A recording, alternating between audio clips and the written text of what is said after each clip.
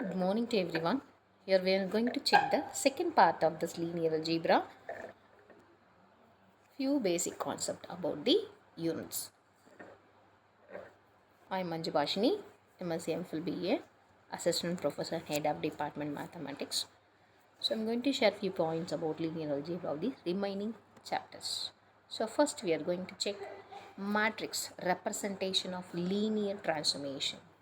So here we have to check if T defined from R power M to R power N is a linear, then there exists an M by N matrix A such that T of X is equal to AX. The matrix is formed by writing the image of the basis vectors as columns. Example, here T of X comma Y is equal to X plus 2Y comma 3X plus Y. Apply T to basis vector. So T of 1 comma 0 is nothing but T of 1 comma 3, which I have entered the first column. So T of 0 comma 1 is equal to 2 comma 1, which gives in the second column. Hence the matrix A is equal to 1 comma 2, 3 comma 1. Such a way we have to write the matrix. And for any vector Tx comma y, T of x comma y is equal to A x comma y. So if you write that, we can say this linear transformation expressed as a matrix representation.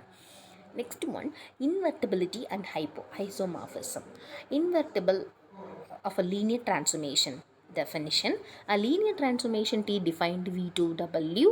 So is called invertible if T is 1 to 1, null space should be 0, it is onto, so range should be W.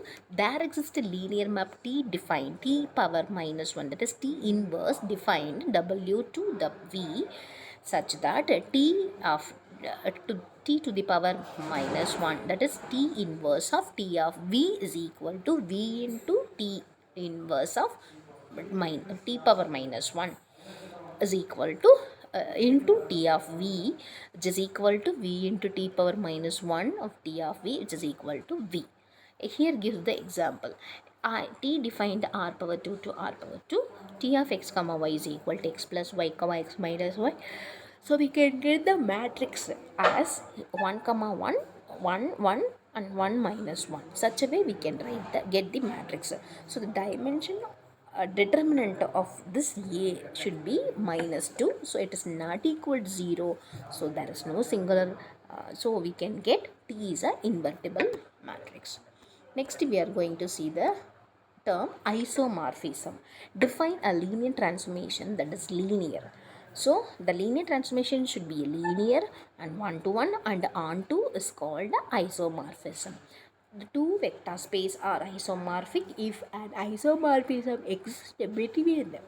So if isomorphism exists in between the two vectors, we can say it is isomorphic. Example, T of x comma y is equal to x plus 2y and 3x plus y. We can get the matrix 1, 2, 3, 1 and 1, 3, 2, 1. Such a way we can get it. So determinant of this matrix is equal to z minus 5. So which is not equal to 0. So T is invertible. So if T is a isomorphism, hence T r power 2 is isomorphic to r power 2. Next we have to check the dual space definition. For a vector space V, the dual vector space, dual V power n is the set of all linear functional from V to R. So we can get V star is equal to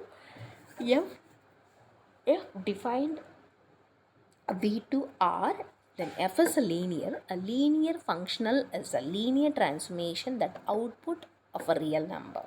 Here we can give the example. We defined V is equal to R power 2. Define F of x comma y is equal to 3x minus 2y. Check the linearity of this one. F of u plus v is equal to F of u plus F of b, and F of c of u is equal to c into F of u. So F is linear functional, thus F belongs to v power n. The dual space R power 2 has a dimension 2. A basis for v star is equal to F1 of x comma y is equal to x, and F2 of x comma y is equal to y.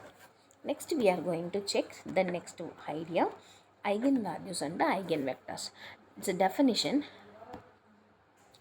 For a square matrix A is a non-zero vector, is an eigenvector of A if A, B is equal to lambda into V, where lambda is a scalar called an eigenvalue. This means A only stretches or shrinks to the vector but does not change its direction.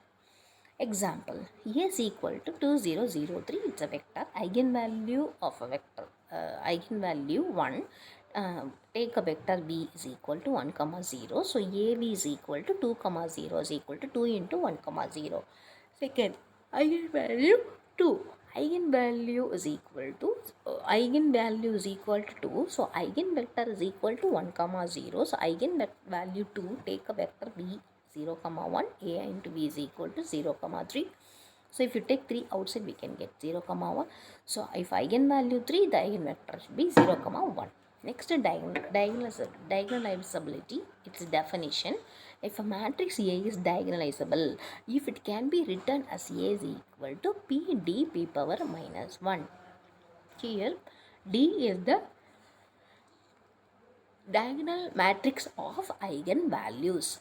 Columns of P are linearly independent eigenvalues.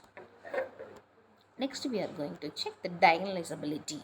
So, definition of diagonalizability is nothing but a matrix A is diagonalizable if it can be written as A is equal to P D P power minus 1, where D is the diagonal matrix of eigenvalues. Columns of P are linearly independent eigenvalues. We can have the example here. Let A is equal to 4, 0, 0, 4, 0, 1. It's already a diagonal. So it is a diagonalizable. Another example, A is equal to 1, 1 and 0, 1. So matrix. The matrix has only eigenvector, so it is not diagonalizable. Invariant subspaces. The subspace W is a subset of V is invariant under linear transformation T if T defined T of W is contained subset of W. That meaning applying T to any vector in W keeps the result inside then W.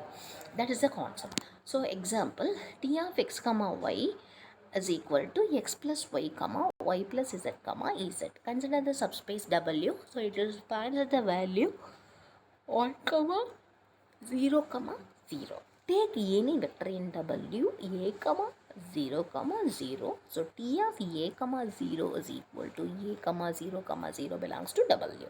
So we can say W is invariant under T. Next, we should see that Cayley-Hamilton theorem definition. Every square matrix satisfies its own characteristic equation. If the characteristic polynomial of A is P of lambda, then determinant of A minus lambda, then P of A is equal to 0. So let us take a 2 matrix A is equal to 2, 0, 0, 3. So its characteristic polynomial is P of lambda is equal to 2 minus lambda into 3 minus lambda. So the equation, characteristic equation is equal to lambda minus 2 into lambda minus 3 is equal to 0. He replaced lambda by matrix A. So we can get A minus 2i and A minus 3i is equal to 0. Compute. Now we compute A minus 2i is equal to 0, 0, 0, 0, 0, 1. So A minus 3i can be written as minus 1, 0, 0, 3. Product is equal to 0 matrix satisfies the theorem. Next we see inner product definition. An inner product on a vector space V is a function u comma V that satisfies a positivity, symmetry and linearity. So V comma V, inner product of V comma V is greater than 0 unless V is equal to 0. So this is called the definition of inner product space. Next we have to go through that norms definition. Norm of a vector V is norm of V comma V. Example, for vector V is equal to 3 comma V and the norm V is equal to 3, 2 and 4, 2. Next one we are going to check Gram-Schmidt orthogonalization process, a method that converts the set of linearly independent vectors into the set of orthogonal or orthogonal vectors. If original vectors v1, v2, etc. vn, then orthogonal vectors u1, u2, etc. un constructed using using the following example.